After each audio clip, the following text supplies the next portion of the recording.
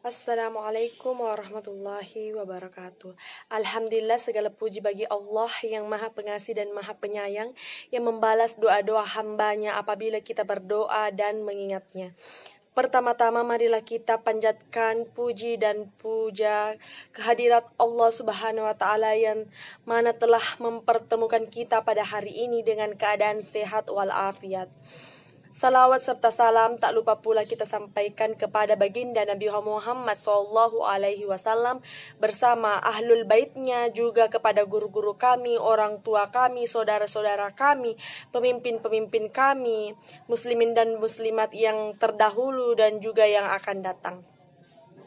Hadirin yang dimuliakan oleh Allah, insya Allah kali ini kita akan membahas ceramah yang berjudul Adab Menuntut Ilmu dan Hikmahnya. Allah Subhanahu wa taala menjanjikan pahala yang besar bagi hambanya yang menuntut ilmu di jalan yang benar. Namun, banyak penuntut ilmu yang tidak mengetahui adab-adab yang diajarkan dalam Islam dalam menuntut ilmu. Rasulullah SAW dalam sebuah hadis telah menjelaskan tugas dan tanggung jawab muslim untuk menuntut ilmu, yang artinya mencari ilmu adalah kewajiban setiap muslim, dan siapa yang menanamkan ilmu kepada yang tidak layak, seperti yang meletakkan kalung permata mutiara dan emas di sekitar leher hewan. Hadis riwayat Ibnu Majah. Adapun adab menuntut ilmu dan hikmahnya sebagai berikut. Yang pertama yaitu diawali dengan niat. Niat yang baik menuntutkan keberhasilan seorang muslim dalam menuntut ilmu. Pentingnya niat telah diingatkan Rasulullah SAW kepada umatnya. Kemudian melakukan yang terbaik atau ihsan. Selain niat karena Allah, usaha terbaik harus dilakukan tiap muslim saat menuntut ilmu. Usaha terbaik atau ihsan ini akan mendapat hasil yang juga baik sesuai hadis Rasulullah SAW yang artinya, sungguh Allah telah menetapkan ihsan dalam segala hal. Jika kalian berperang, maka lakukanlah yang terbaik. Jika sedang menyembelih hewan, maka lakukan juga usaha yang terbaik. Salah satu dari kalian mengasah pisaunya, sedangkan yang lain menenangkan hewan yang akan disembelih. Kemudian ada tawakal, di mana tawakal ini setelah melakukan usaha yang terbaik, tiap muslim menyerahkan hasilnya sesuai ketentuan Allah, sesuai sifat tawakal. Ali Rukaya menjelaskan, tawakal adalah sifat penting yang memungkinkan seorang muslim tidak mudah untuk menyerah usaha dan doa hanya kepada Allah Subhanahu wa ta'ala, menjadi bekal penting bagi muslim dalam menuntut ilmu. Kemudian yang keempat, menghilangkan sikap dan kebiasaan buruk. Ali Rukaya menjelaskan pentingnya menghilangkan sikap dan kebiasaan buruk lewat cerita Imam Syafi'i yang merasa ingatannya lemah.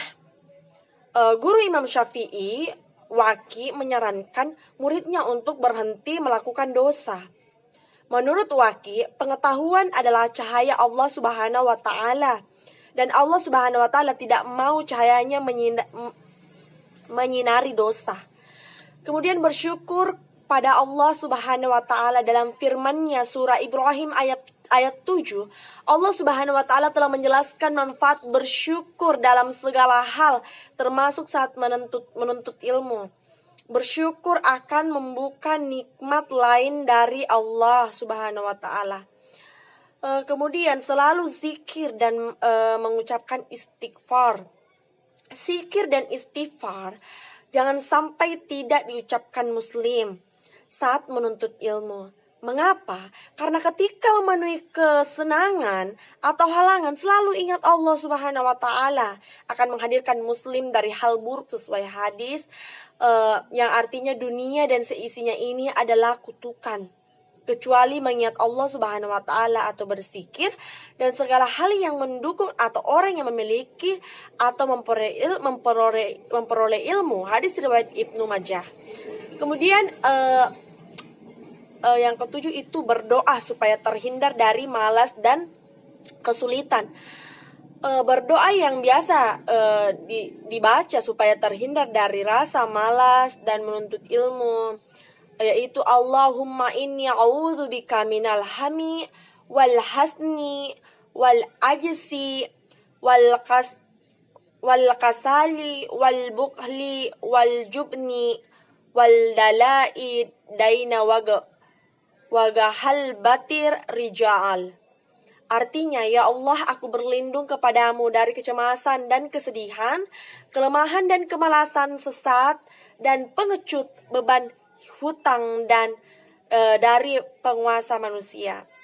Jika menemui kesulitan, doa ini bisa dibaca untuk memohon bantuan dari Allah Subhanahu wa taala. Allahumma la syahla ila ma ja'altahu syahla wa anta taj'alul hasna isyashita syahla, yang artinya, ya Allah, tidak ada kemudahan kecuali kau buat mudah, dan engkau menjadikan kesedihan, kesulitan jika engkau kehendaki pasti akan menjadi mudah. Kemudian hadirin yang berbahagia, beberapa hikmah menuntut ilmu agama antara lain adalah yang pertama, berada di jalan Allah. Barang siapa yang keluar rumah untuk menuntut ilmu, berarti dia berada di jalan Allah hingga pulang. Ini hadis riwayat Tirmidzi. Kemudian yang kedua, yakni mendapatkan pahala yang mengalir terus-menerus jika anak Adam meninggal dunia, maka terputuslah amalannya kecuali 3 hal, yaitu sedekah jariah, ilmu yang bermanfaat, anak soleh yang selalu mendoakan kedua orang tuanya. Hadis riwayat Muslim. Kemudian, agar tidak terlaknat dunia dan seisinya, terlaknat kecuali yang memanfaatkan demi kepentingan zikrullah dan yang berupa dengan itu, para ulama dan orang-orang yang menuntut ilmu. Hadis riwayat Tirmidzi. Kemudian yang keempat, ditinggalkannya derajat. Allah akan meninggikan orang-orang yang beriman di antaramu dan orang-orang yang diberi ilmu pengetahuan beberapa derajat. Yang terakhir, yakni dimudahkan jalan menuju syurga. Barang siapa yang menempuh jalan menuntut ilmu agama, pasti Allah Subhanahu wa taala membuat mudah baginya jalan menuju surga. Ini merupakan hadis riwayat Muslim. Kemudian, hadirin yang dirahmati oleh Allah Subhanahu wa taala, cukup sekian yang sempat saya bawakan atau sampaikan. Kurang dan lebihnya mohon dimaafkan. Wassalamualaikum warahmatullahi wabarakatuh.